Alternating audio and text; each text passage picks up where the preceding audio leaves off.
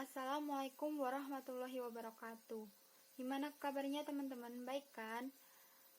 Di sini kami dari kelompok 4 akan mempresentasikan materi terkait laporan keuangan untuk entitas syariah. Perkenalkan, nama saya Destiana Nur Alfitri, NPM 20.0102.0016. Tentunya di sini saya tidak sendiri, saya bersama dengan anggota kelompok 4 lainnya, yaitu ada Lulu Ul Hasanah, NPM 20.0102.0017, ada Novia Maimunatul, NPM 20.0102.0018, ada Eni Lestari, NPM 20.0102.0021, dan yang terakhir ada Agustina Setiarini, NPM 20.0102.0024. Di dalam video ini kami akan membahas tentang yang pertama pendahuluan, yang kedua macam-macam laporan keuangan syariah, yang ketiga bentuk laporan keuangan bank syariah, dan yang keempat atau yang terakhir pengungkapan dalam akuntansi bank syariah.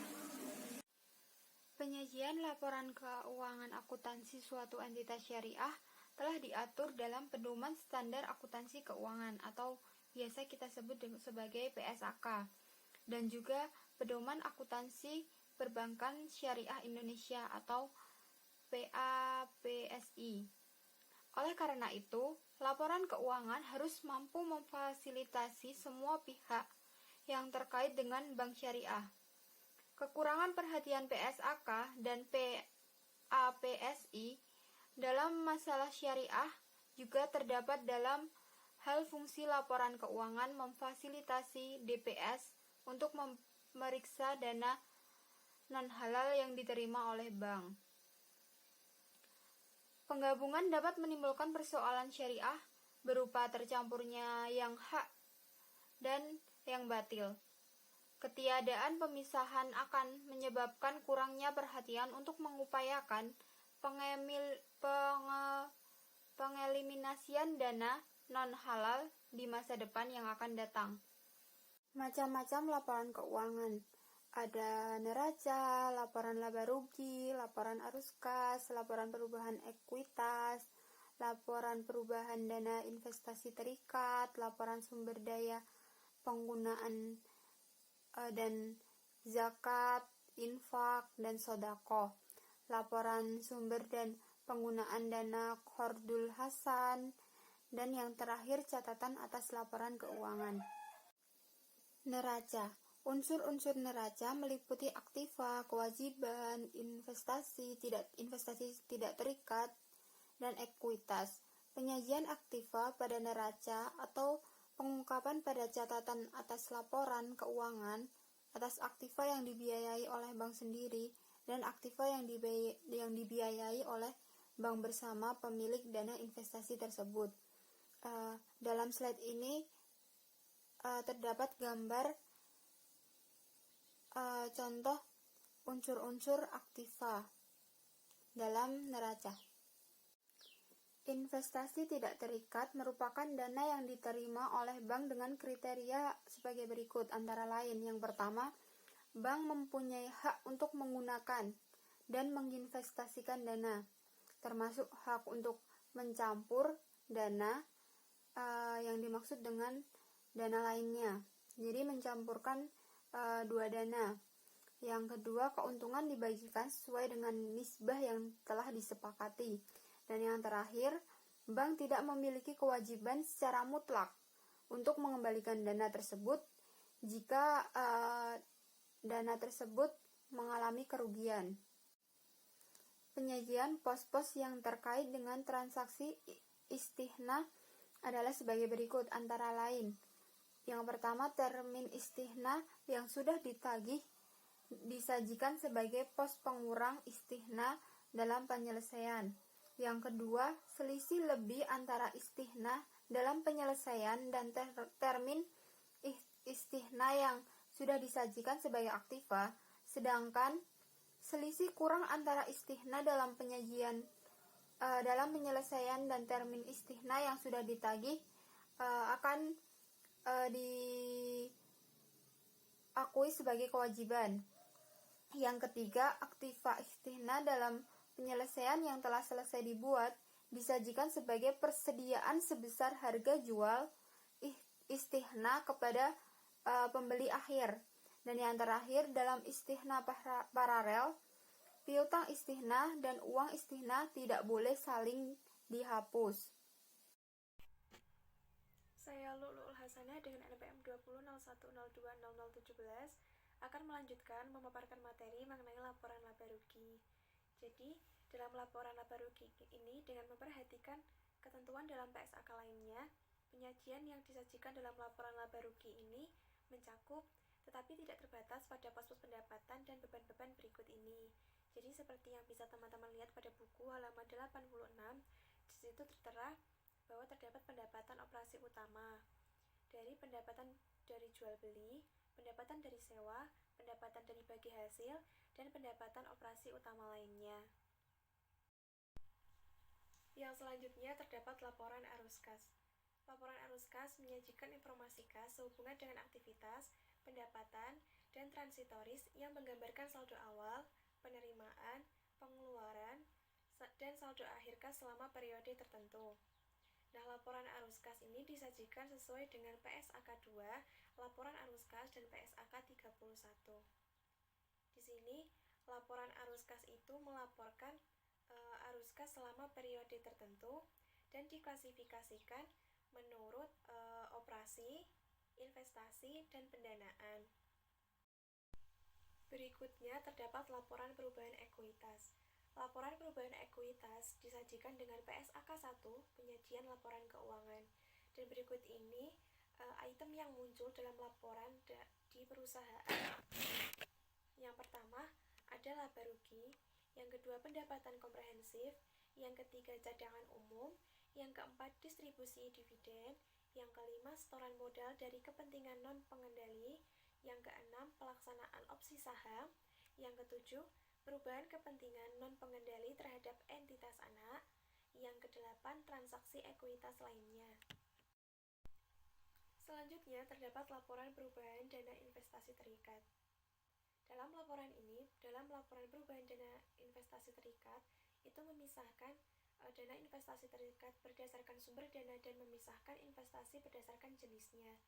Bank Syariah menyajikan laporan perubahan dana investasi terikat sebagai komponen utama dalam laporan keuangan yang menunjukkan beberapa hal berikut ini. Yang pertama, saldo awal dana investasi terikat. Yang kedua, jumlah unit investasi pada setiap jenis investasi dan nilai per unit pada awal periode. Yang ketiga, dana investasi yang diterima dan unit investasi yang diterbitkan Bank Syariah selama periode laporan. Yang keempat, penarikan atau pembelian kembali unit investasi selama periode laporan. Yang kelima, keuntungan atau kerugian dari dana investasi terikat. Yang keenam, bagian bagi hasil milik bank dari keuntungan investasi terikat jika Bank Syariah itu berperan sebagai pengelola dana atau imbalan bank jika Bank Syariah berperan sebagai agen investasi. Yang ketujuh, beban administrasi dan beban tidak langsung lainnya yang dialokasikan oleh bank ke dana investasi terikat. Yang kedelapan, saldo akhir dana investasi terikat. Dan yang terakhir, jumlah unit investasi pada setiap jenis investasi dan nilai per unit pada akhir periode. Investasi terikat itu merupakan investasi yang bersumber dari pemilik dana investasi terikat dan sejenisnya yang dikelola oleh bank sebagai manajer investasi berdasarkan mudharabah, muqayadah atau sebagai agen investasi. Nah, dana yang diserahkan oleh pemilik investasi terikat dan sejenisnya itu merupakan dana yang diterima bank sebagai manajer investasi atau agen investasi yang sudah disepakati untuk diinvestasikan oleh bank baik sebagai pengelola dana maupun sebagai agen investasi. Kemudian dana yang ditarik oleh pemilik investasi terikat itu merupakan dana yang diambil atau dipindahkan sesuai dengan permintaan pemilik dana. Nah, di sini keuntungan atau kerugian investasi terikat sebelum dikurangi bagian keuntungan manajer investasi adalah kenaikan atau penurunan bersih nilai investasi terikat selain kenaikan yang berasal dari penyetoran atau penurunan yang berasal dari penarikan. Kemudian terdapat laporan sumber dan penggunaan dana zakat, infak, dan sedekah. Nah, Bank Syariah ini menyajikan laporan sumber dan penggunaan zakat, infak, dan sedekah sebagai komponen utama dalam laporan keuangan yang menunjukkan berbagai berikut ini. Yang pertama ada sumber dana zakat, infak, dan sedekah yang berasal dari zakat dari Bank Syariah, zakat dari pihak luar Bank Syariah, infak, dan sedekah.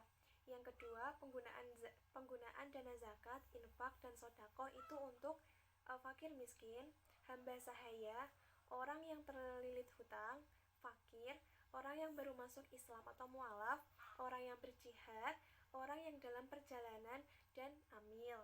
Kemudian yang ketiga, kenaikan atau penurunan sumber dana zakat, infak, dan sedekah. Yang keempat, saldo awal dana penggunaan dana zakat, infak, dan sedekah. Dan yang terakhir, saldo akhir dana penggunaan dana zakat, infak, dan sedekah. Nah, di sini zakat itu merupakan sebagian harta yang wajib dikeluarkan oleh muzaki atau pembayar zakat untuk diserahkan kepada mustahik atau penerima zakat. Jadi pembayaran zakat dilakukan apabila nisab dan haulnya terpenuhi dari harta yang memenuhi kriteria wajib zakat. Pada prinsipnya, wajib zakat adalah saibul mual. Bank dapat bertindak sebagai amil zakat. Berikutnya ada laporan sumber dan penggunaan dana Qardul Hasan. Bank Syariah ini menyajikan laporan sumber dan penggunaan dana Qardul Hasan itu sebagai komponen utama dalam laporan keuangan yang menunjukkan beberapa hal berikut ini. Yang pertama itu sebagai sumber dana Qardul Hasan yang berasal dari penerimaan. Nah, penerimaannya itu dari infak, sedekah, denda, dan pendapatan non halal. Dan yang kedua, penggunaan dana Qardul Hasan itu untuk pinjaman dan sumbangan. Yang ketiga itu ada kenaikan atau penurunan sumber dana Qardul Hasan. Dan yang keempat, saldo awal dana penggunaan dana Qardul Hasan. Dan yang terakhir, saldo akhir dana penggunaan dana Qardul Hasan. Nah, unsur-unsur dasar laporan sumber dan penggunaan dana Qardul Hasan ini meliputi sumber penggunaan dana Qardul Hasan selama jangka waktu tertentu dan saldo Qardul Hasan ini pada tanggal tertentu. Sumber dari dana Qardul Hasan ini berasal dari bank atau dari luar bank. Nah, sumber dana Qardul Hasan ini yang berasal dari luar itu berasal dari infak dan sedekah dari pemilik, nasabah, atau pihak lainnya.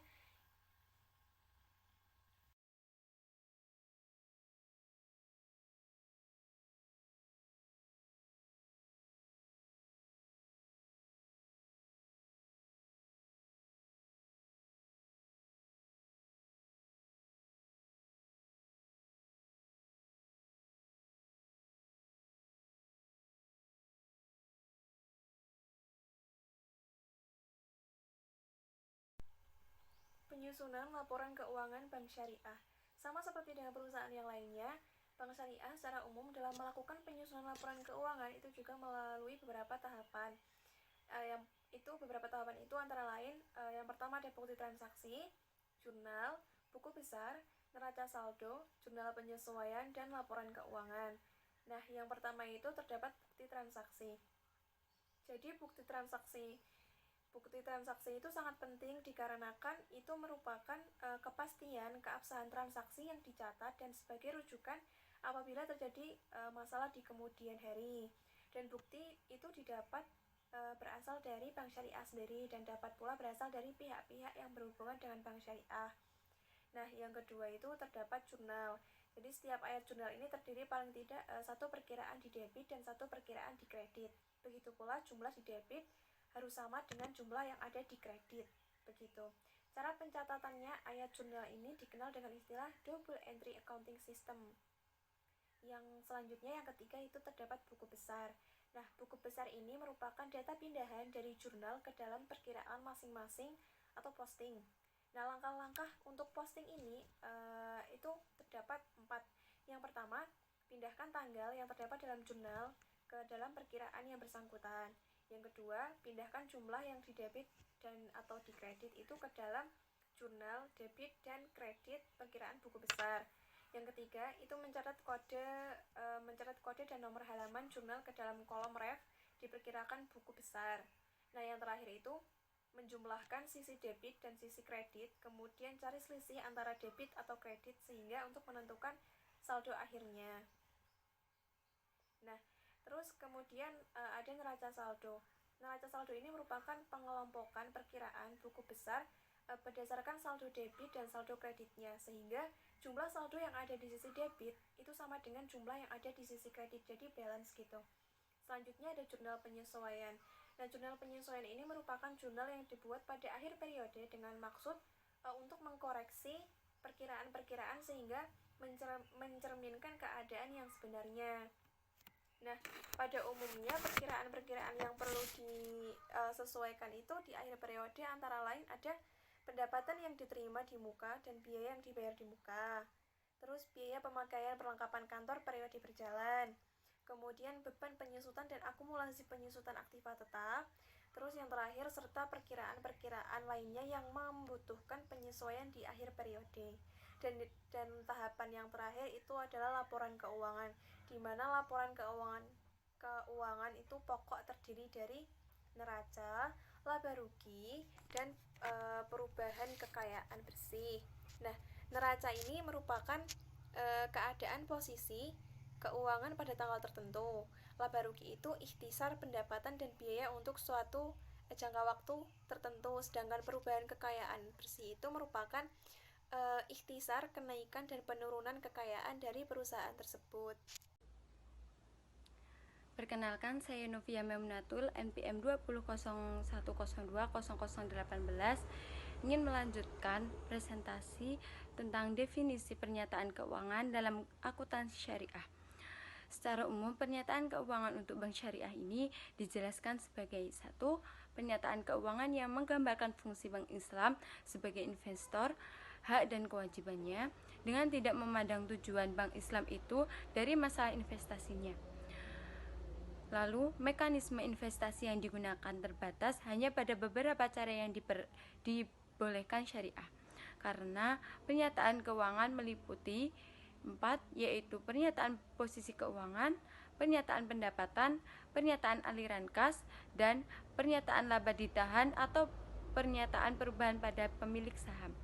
Yang kedua, sebuah pernyataan keuangan yang menggambarkan perubahan dalam investasi terbatas yang dikelola oleh Bank Islam untuk kepentingan masyarakat, baik berdasarkan kontrak mudharabah atau kontrak perwakilan. Pernyataan semacam ini akan dirujukan sebagai pernyataan perubahan dalam investasi terbatas. Yang ketiga, pernyataan keuangan yang menggambarkan peran Bank Islam sebagai fiduciary dari dana yang tersedia untuk jasa sosial ketika jasa semacam itu diberikan melalui dana terpisah, yaitu ada 2, pernyataan sumber dan penggunaan dana zakat dan dana sosial. Yang kedua, pernyataan sumber dan penggunaan dana akro. Slide selanjutnya, definisi unsur-unsur dasar laporan keuangan. 1. Pernyataan posisi keuangan. Ada A.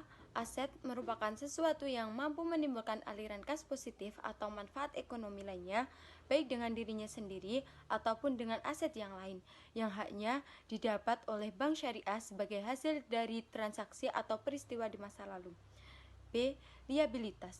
Liabilitas merupakan kewajiban yang berjalan untuk memindahkan aset, meneruskan penggunaannya, atau menyediakan jasa bagi pihak lain di masa depan sebagai hasil dari transaksi atau peristiwa di masa lalu. Yang C. Porsi penegak rekening investasi tanpa terbatas. Rekening investasi tidak terbatas merujuk kepada dana-dana yang diterima bank syariah dari individu atau lainnya dengan dasar bank bahwa syariah akan memiliki hak untuk menggunakan dan menginvestasikan dana-dana itu tanpa pembatas. Yang D. Saham pemilik merujuk kepada jumlah yang tersisa pada tanggal pernyataan posisi keuangan dari aset bank syariah sesudah dikurangi kewajiban. Porsi penegakan rekening investasi tidak terbatas dan yang setara dengannya. Yang kedua, pernyataan pendapatan. A. Pendapatan merupakan kenaikan kotor dalam aset atau penurunan dalam liabilitas atau gabungan dari kedua selama periode yang dipilih oleh pernyataan pendapatan yang berakibat dari investasi yang halal, perdagangan, memberikan jasa, atau aktivitas lainnya yang bertujuan meraih keuntungan seperti manajemen rekening investasi terbatas. B. Biaya merupakan kotor dalam aset atau kenaikan dalam liabilitas atau gabungan dari keduanya selama periode yang dipilih oleh pernyataan pendapatan yang berakibat dari investasi yang halal, perdagangan, atau aktivitas termasuk pemberian jasa. C. Keuntungan kenaikan bersih dari aset bersih sebagai akibat dari pemegang aset yang memiliki peningkatan nilai selama periode yang dipilih oleh pernyataan pendapatan. D. Kerugian penurunan bersih dari aset bersih sebagai akibat dari pemegang aset yang mengalami penurunan nilai selama periode yang dipilih oleh pernyataan pendapatan. E. Keuntungan pada rekening investasi tidak terbatas dan yang setara menunjukkan kondisi atau posisi rekening investasi mudharabah mutlak. Yang terakhir F. Keuntungan bersih atau kerugian bersih. Gambaran keberadaan keuntungan atau kerugian bersih yang diperoleh bank syariah selama periode akuntansi. Selanjutnya, 3. Pernyataan perubahan dalam saham pemilik atau pernyataan laba ditahan. Itu ada 2, 1 pernyataan perubahan dalam saham pemilik dan 2 pernyataan laba ditahan. Yang keempat, pernyataan aliran kas, yaitu ada 4. Yang pertama, kas dan setara kas, kedua aliran kas dan dari transaksi, ketiga aliran kas dari aktivitas investasi, dan yang keempat aliran kas dari aktivitas pembiayaan.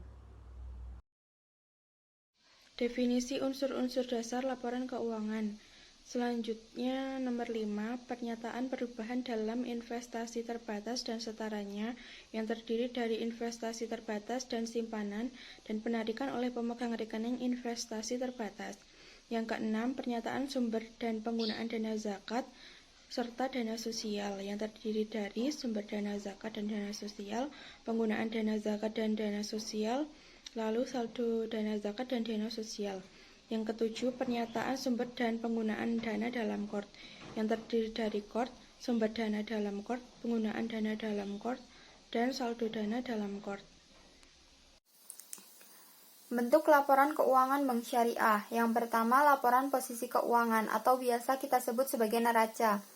Bentuk laporan posisi keuangan ini tetapi bukan dimaksudkan untuk menggambarkan satu-satunya metode yang bisa diterima untuk penyajian atau pengungkapan di dalam laporan keuangan. Di slide ini terdapat contoh laporan posisi keuangan atau yang biasa kita sebut sebagai neraca. Perkenalkan, saya Novia Maimunatul, NPM 2001020018. Ini akan melanjutkan presentasi tentang bentuk keuangan bank syariah yang kedua, yaitu laporan laba rugi. Bagian laporan keuangan suatu perusahaan yang dihasilkan pada suatu periode akuntansi yang menjabarkan unsur-unsur pendapatan dan beban perusahaan sehingga menghasilkan suatu laba. Silakan teman-teman sambil menyimak di halaman 95 dan di halaman 96 di tabel 4.1 dan 4.2. Yang ketiga, laporan arus kas. Laporan keuangan suatu perusahaan yang dihasilkan pada suatu periode akuntansi yang menunjukkan aliran masuk dan aliran keluar perusahaan. Contohnya, silakan teman-teman bisa sambil menyimak di halaman 98 di tabel 4.4. Selanjutnya, 4. Laporan perubahan modal atau laporan laba ditahan. Laporan yang isinya memberikan informasi mengenai perubahan modal akibat pertambahan dan pengurangan. Contohnya, teman-teman bisa sambil menyimak di halaman 99 di tabel 4.5. Dan yang kelima, laporan sumber-sumber dan penggunaan dana zakat, infak, dan sedekah. Contoh laporan sumber-sumber dan penggunaan dana zakat, infak, dan sedekah Bank Syariah. Contohnya bisa teman-teman menyimak di halaman 100 di tabel 4.6. Selanjutnya yang terakhir 6. Laporan sumber-sumber dan penggunaan dana Qorul Hasan. Laporan sumber dan penggunaan dana Qorul Hasan pada Bank Syariah dapat dilihat di halaman 101 di tabel 4.7. Pengungkapan dalam akuntansi Bank Syariah. Laporan keuangan Bank Syariah telah menginformasikan umum mengenai bank yang diatur pada ketentuan yang berlaku umum, dengan pengungkapan tambahan yang telah mencakup tetapi tidak terbatas. Terdiri dari karakteristik kegiatan Bank Syariah dan jasa utama yang disediakan. Lalu, peranan sifat, tugas, dan kewenangan Dewan Pengawas Syariah dalam mengawasi kegiatan Bank Syariah berdasarkan ketentuan hukum dan praktik. Yang terakhir, tanggung jawab bank terhadap pengelolaan zakat. Laporan keuangan Bank Syariah mengungkapkan kebijakan akuntansi yang digunakan dalam penyusunan laporan keuangan yang mencakup, tapi tidak terbatas pada kebijakan akuntansi. Yang pertama, mengenai pemilihan metode akuntansi di antara beberapa alternatif metode akuntansi yang diperbolehkan dalam setiap jenis transaksi. Yang kedua, yang tidak konsisten dengan konsep akuntansi keuangan Bank Syariah, apabila ada. Yang ketiga, mengenai pengakuan pendapatan, beban, keuntungan, dan kerugian dalam setiap jenis transaksi. Yang terakhir, mengenai pengakuan dan penentuan penyisihan, kerugian, dan penghapusan aktiva produktif Bank Syariah, dan konsolidasi laporan keuangan apabila ada. Laporan keuangan Bank Syariah mengungkapkan pendapatan atau beban yang dilarang oleh Bank Syariah jika ada mengenai yang pertama, jumlah dan sifat pendapatan yang diperoleh dari sumber atau cara yang tidak diperkenankan oleh syariah.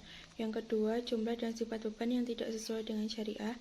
Yang ketiga, rencana penggunaan pendapatan dan hala sesuai dengan arahan Dewan Pengawas Syariah. Laporan keuangan Bank Syariah mengungkapkan jumlah saldo dana investasi tidak terikat berdasar segmen geografis dan periode jatuh temponya. Pengungkapan tersebut meliputi yang pertama, metode yang digunakan bank untuk menentukan bagian keuntungan atau kerugian dari dana tidak terikat dalam periode yang bersangkutan. Yang kedua, tingkat pengembalian. Dan yang terakhir, nisbah keuntungan yang disepakati dari masing-masing dana investasi. Bank Syariah harus mengungkapkan hal-hal berikut, yaitu A. Jenis aktiva produktif, sektor ekonomi, dan jumlah aktiva produktif masing-masing. B. Jumlah aktiva produktif yang diberikan kepada pihak yang mempunyai hubungan istimewa. C. Kedudukan bank dalam pembiayaan bersama dan besarnya porsi yang dibiayai. D. Jumlah aktiva produktif yang telah direstrukturisasi dan informasi lain tentang aktiva produktif yang direstrukturisasi selama periode berjalan. E. Klasifikasi aktiva produktif menurut jangka waktu, kualitas aktiva produktif, valuta, dan tingkat bagi hasil rata-rata.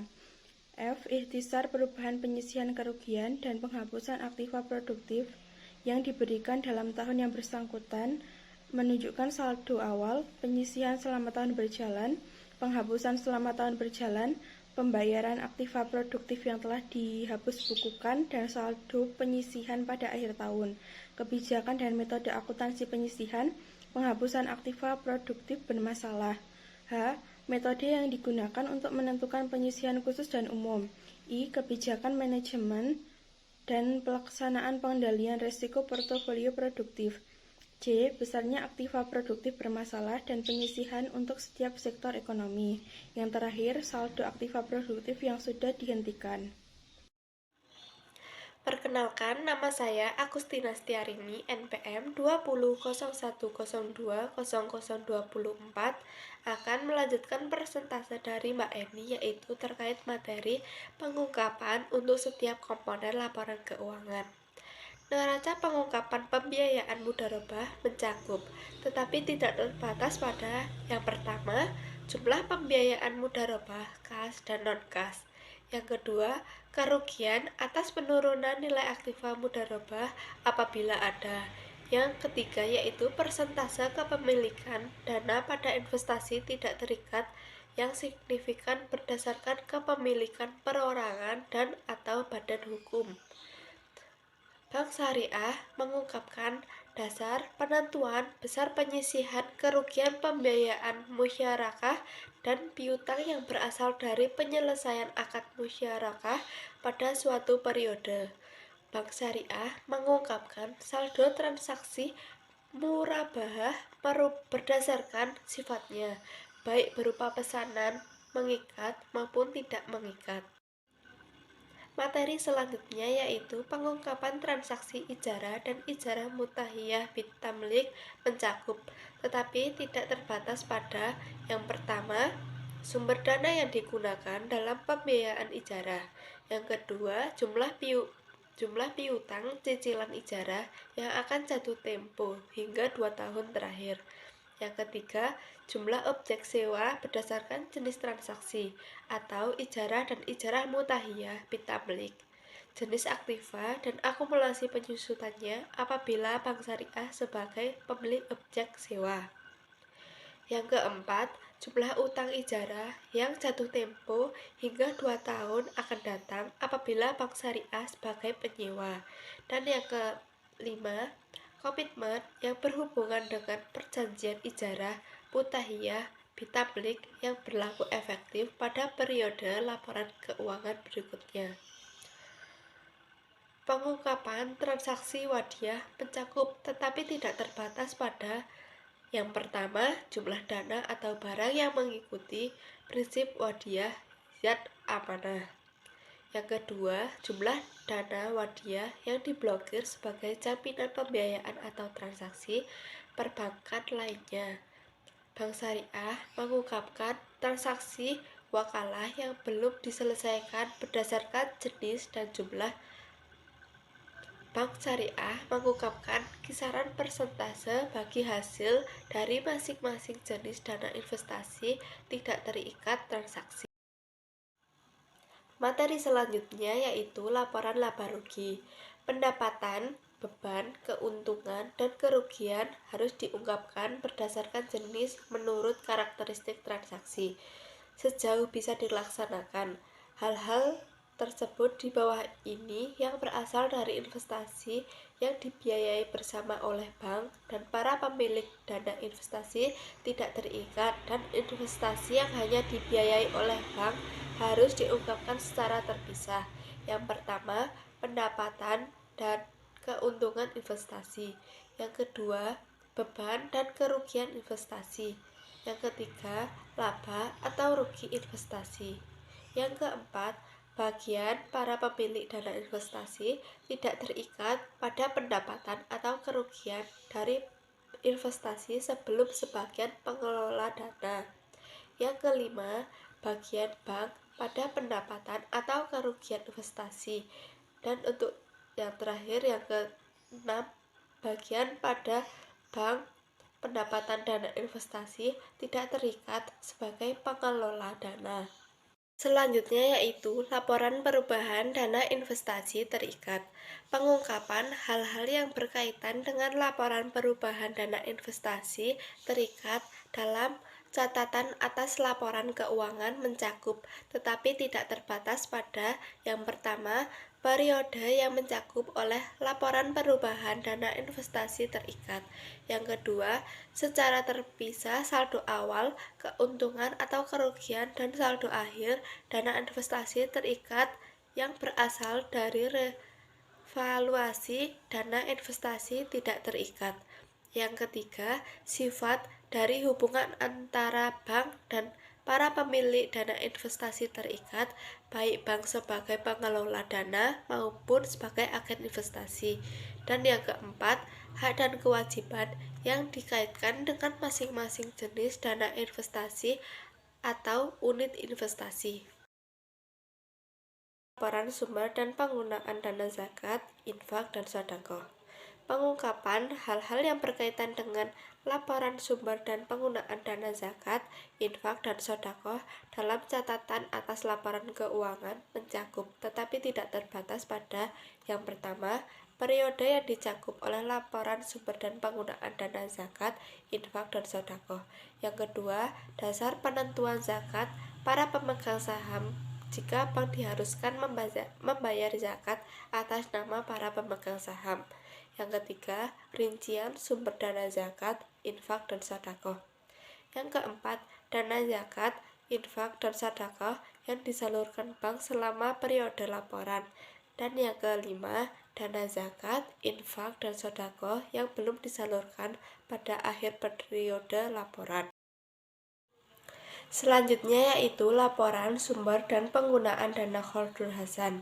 Pengungkapan hal-hal yang berkaitan dengan laporan sumber dan penggunaan dana Qardul Hasan dalam catatan atas laporan keuangan mencakup tetapi tidak terbatas pada yang pertama, periode yang dicakup laporan sumber dan penggunaan dana Qardul Hasan. Yang kedua, rincian saldo Qardul Hasan pada awal dan akhir periode berdasarkan sumbernya.